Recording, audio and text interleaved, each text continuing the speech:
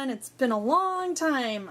I have been in a bit of a slump. I had some health problems and a variety of reasons keeping me from creating, but I'm glad to be back, able to create again. And I have something exciting to share.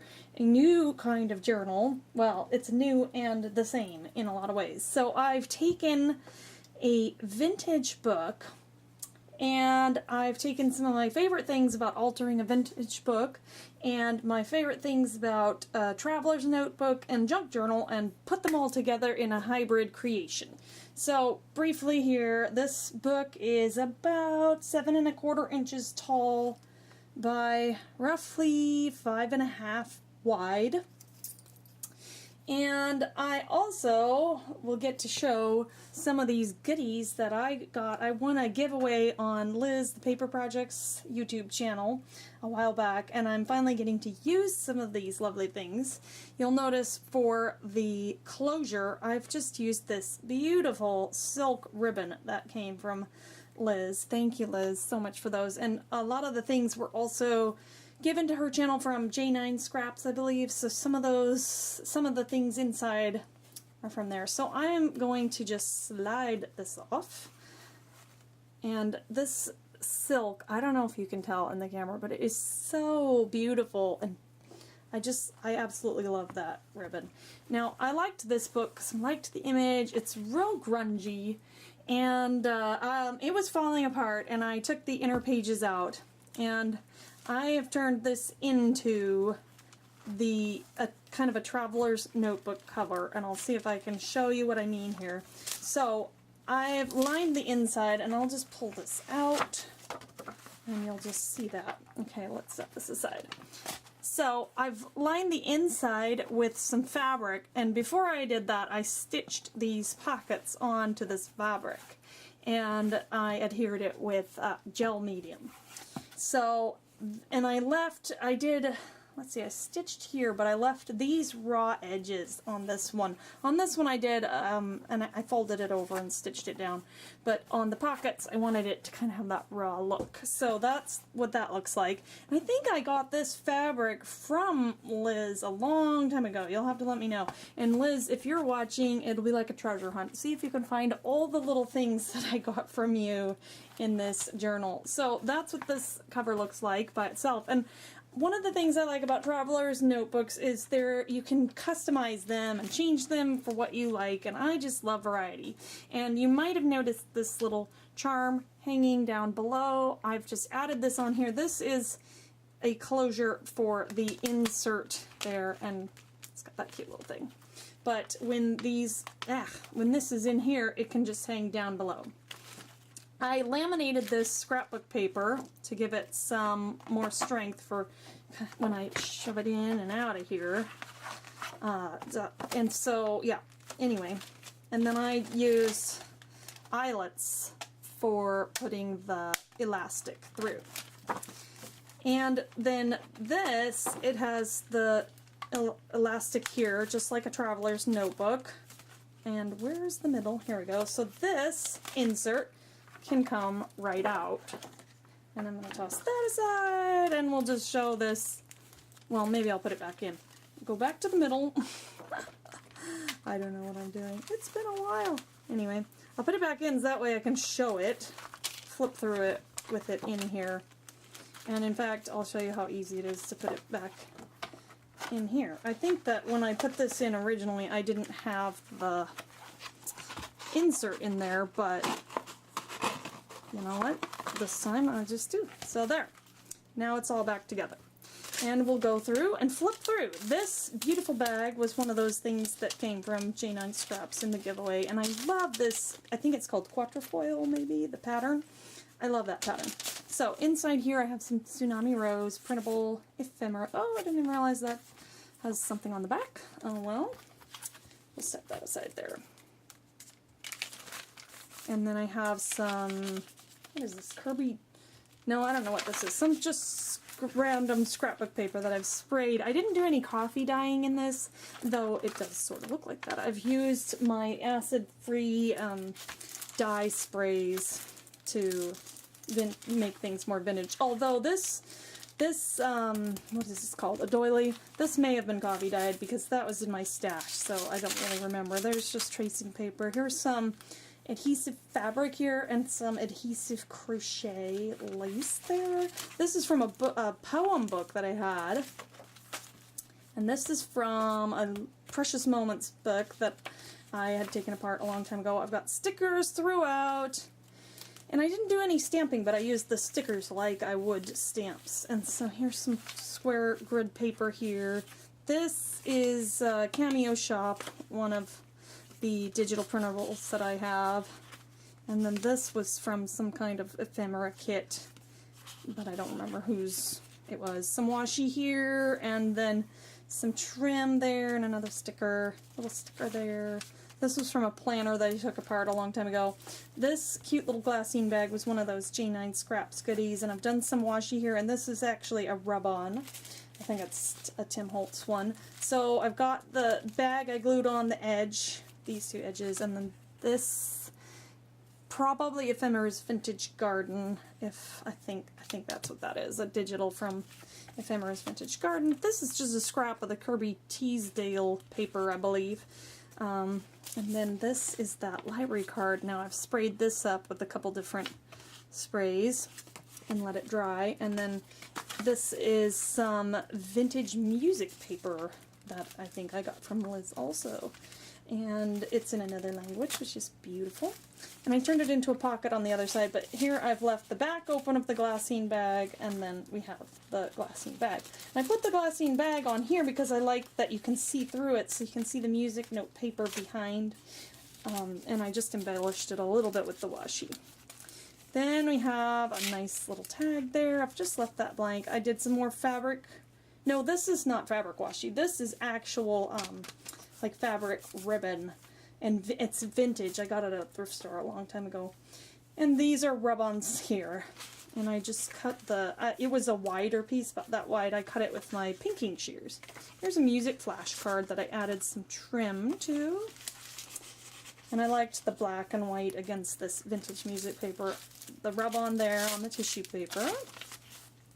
These are from some sort of ephemera kit. And this was a Tim Holtz flower ephemera collection, and it's kind of a thick cardstock there, and I just glued on the very bottom of it so that it could be this little tuck. And this was a scrap of fabric I think I got from Liz. That is also from the Tim Holtz flower one. And this is from a sticker sheet, and that's sticker sheet, another sticker. This is the Edith Holden paper that, I think that came in the giveaway also, from the Edith Holden book. This butterfly was from that Tim Holtz collection, and I think I was covering up a staple or something there, but it doubles as a tuck. Now this scrap here is from, I believe it's from the Mariposa stack, but I used a die cut that does this stitching. And then this is just a regular old black tag. Yep, see, I stapled this butterfly on for a tuck, and then I kind of hid the back of the staple over there.